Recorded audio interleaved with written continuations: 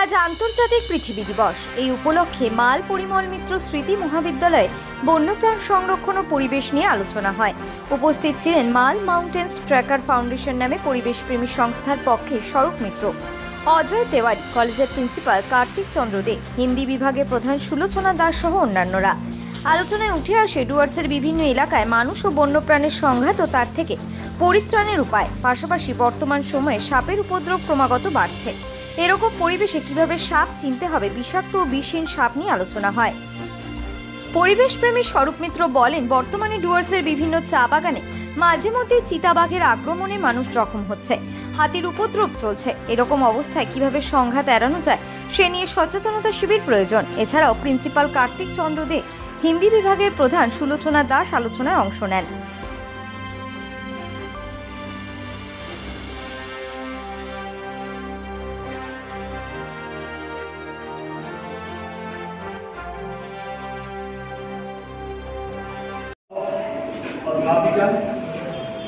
NSS unit coordinator Dr. Sulochana Das এবং NSS ইউনিটের সমস্ত স্টুডেন্টস, আজকে আমাদের কলেজে ইন্টারন্যাশনাল আর্ট ডে সেলিব্রেশন হচ্ছে এবং এই ইন্টারন্যাশনাল আর্ট ডে সেলিব্রেশনকে কেন্দ্র করে যে ওয়াইল্ড লাইফ কনজারভেশন এর উপরে আলোচনা করবে পরিমল মিত্র স্মৃতি মহাবিদ্যালয়ের। আজকে আন্তর্জাতিক পৃথিবী দিবস, এই উপলক্ষে NSS ইউনিট 1 পরিমল মিত্র স্মৃতি মহাবিদ্যালয়ের তরফ থেকে মালবাজার মাউন্টেন ট্র্যাকার ফাউন্ডেশন সহযোগিতায় আমরা একটা স্পেশাল লেকচার করেছি, যেখানে ওয়াইল্ড লাইফ কনজারভেশন, বন্যজীব সংরক্ষণ কীভাবে করা হয়। এখনকার সময় আমরা দেখছি পৃথিবী বিনাশের দিকে আগিয়ে যাচ্ছে। হায়দ্রাবাদে আমরা শুনেছি কিছুদিন আগে নিউজে 400 একর ভূমি বন উন্মূলন করা হয়েছে। সেই বন্যপ্রাণীরা কোথায় যাবে, কীভাবে থাকবে?